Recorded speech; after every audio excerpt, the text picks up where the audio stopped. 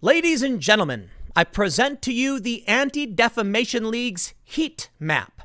This is a map charting all of the extremist incidents we have seen for a long period of time, I suppose. I mean, check it out. You got years. I've chosen this year, 2020 to 2020. Now, you have several different things you can choose. You can choose state or city, incident type, and ideology. And of course, on the map, we see many things. Wow, look at all these little bubbles. Many of these things appear to be propaganda incidents, but there's also murder. Well, I decided, considering, we've seen months of ongoing far-left extremist violence in this country, I will check with the ADL to give me a good list of all of the things to consider when it comes to far-left violence that's occurred over the past several months. Of course, you all know what I'm talking about. Even a police officer got shot in the head. That was kind of crazy. 35 people are dead. You've got months of extremists attacking this building, screaming Black Lives Matter, all obviously left-wing. So I thought maybe the ADL put a chart together, right? So let's do this. Let's just start with the most obvious. Let's go to Oregon. I'll type in Oregon, and we'll see what's going on in Oregon. Oh, there you go. We have a bunch of little bubbles. Oh, and there's a lot in Portland. Whoa.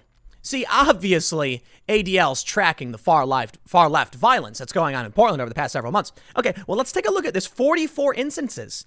Wow.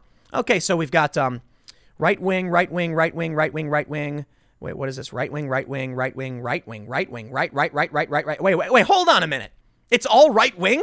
It's all what? Every single instance this year that the ADL has tracked for Oregon is white supremacy right wing. Well, that can't be right. We've all been watching the far left besiege a federal courthouse with explosives. Certainly, they must just not have updated the system. Oh, wait. 7/28/2020, 7/25/2020, 7/24. Okay, so it is up to date. They're just not putting the far left extremism on the map for Portland. Well, that's strange. Well, maybe it's just Portland. Maybe they don't know what's going on in Oregon. So let's zoom back out. National level. Okay, here we go. Here we are.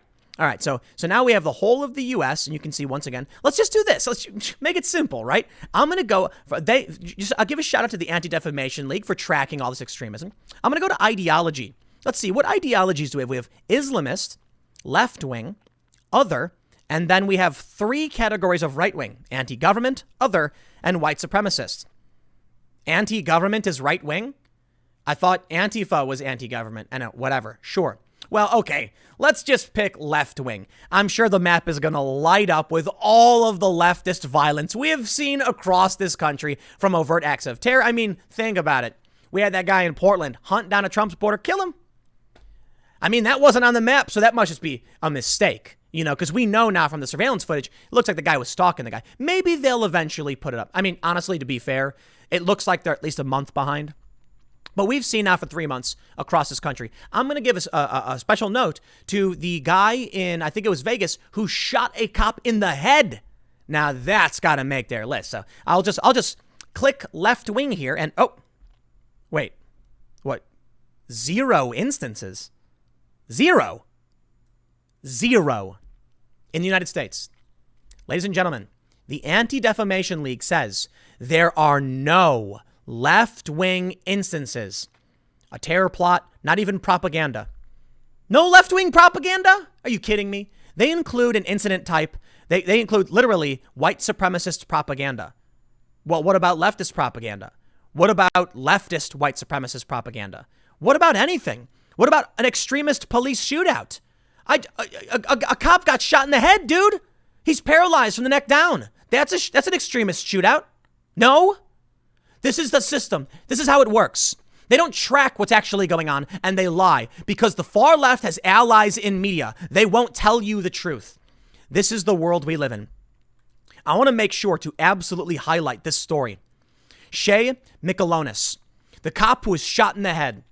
I was thinking to myself when I saw this, I remember that cop got shot. Did he make it? Is he okay? He's struggling to survive. The family said he's trying to communicate, but he's paralyzed from the neck down. That's his life now. They played video of what this lunatic leftist extremist did. You know what, to be fair, maybe the ADL is making a broader point here. there is no left-wing extremism because the violence you're seeing is coming from the mainstream left. They're not extremists. They agree with it. Why haven't we had marches for this cop who got shot in the neck?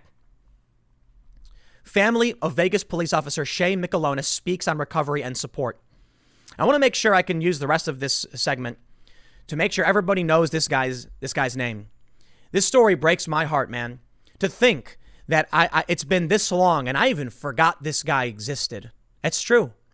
And I said, no, man, this guy needs our support. Where's his fundraiser for $2 million?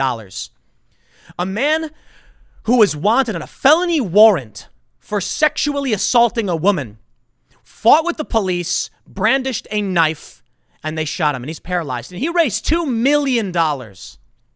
Shay Mikellonis, a cop in Vegas, was doing his duty and responding to these protests when a man shot him in the head, and he's paralyzed now from the neck down.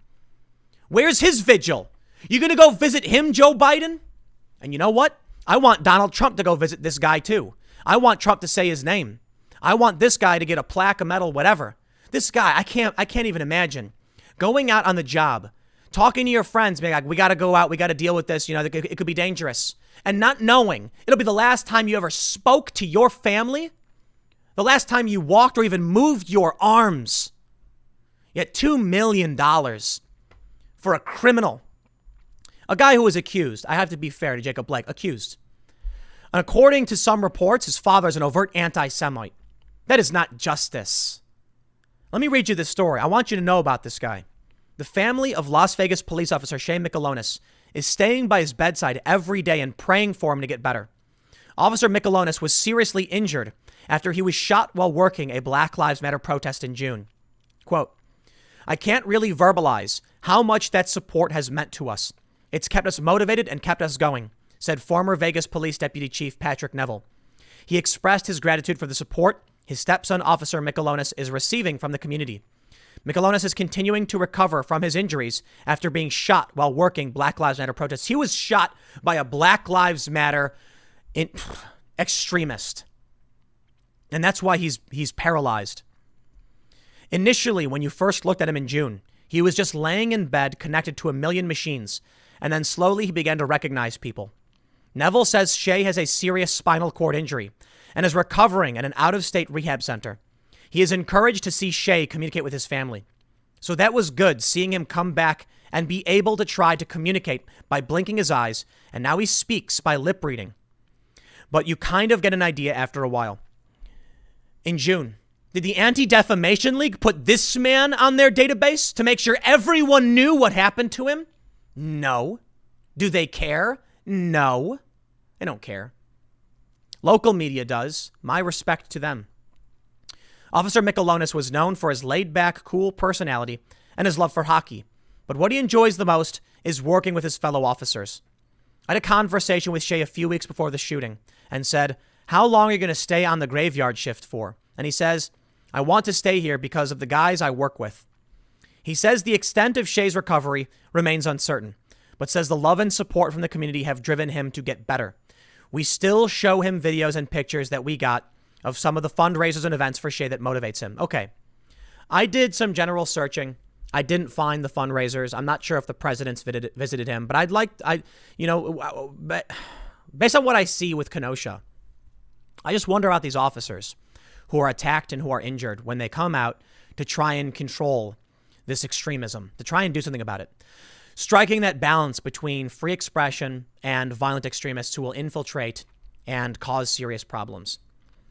I'm stunned by the things I see in the press sometimes, that these violent criminals will get fundraisers in the hundreds of thousands. My heart is warmed when I see stories like that guy in Minneapolis whose dream establishment, his sports bar, was burned to the ground, and we helped raise $1 million for him. I personally contributed several $1,000s. I guess that was supposed to be a secret, but it meant a lot. I couldn't stand seeing this man, a firefighter, have his life destroyed. And more than that is a man who will likely never move again. And his life's completely destroyed, and he didn't do anything to anybody. And that makes me furious that the conversations we have are whether or not the criminal who is fighting with the police deserves $2 million. The the alleged criminal. Well, I think it's fair to say the guy had a past history. I don't want to hear a story about a guy getting shot. I feel bad for Jacob Blake. I hear he's accused of very terrible things. And I saw a video where he fought with cops. I'm not happy about it. I think he did bad things. But I'm not happy he got seriously injured and he's paralyzed now. What about this guy? What about Mikellonis? He doesn't even make it on the map. What about that? Far left extremist takes away the life of this man who will now be bedridden. I hope not, but that seems to be the case. I hope this man can recover and I hope they can help him out. And I want to see more support for this guy. At the very least, I want everyone to make sure they remember his name because he didn't do anything to anybody. He just was out working and someone decided to shoot him. How gross. I wish the ADL would do their real job. They probably won't. But you know what? Look, a lot of people, I think you watch segments like this, you probably assume that I'm more frustrated. Watch the IRL podcast. We have a laugh, okay? So while I do these segments and I get really angry a lot of times, the IRL podcast, which is the other 2 hours of content I put out every day, is typically just funny and laughing, and we have guests, and it's a good time. So just, I hope it's not too much of a downer when you hear these stories. But what I really just want to end with, I'm glad to see this guy's recovering, okay? I want everyone to know his name, offer him up support, and do good. And I think we can. That's the goal here. I'll leave it there. Next segment's coming up tomorrow at 10 a.m. Thanks for hanging out, and I will see you all next time.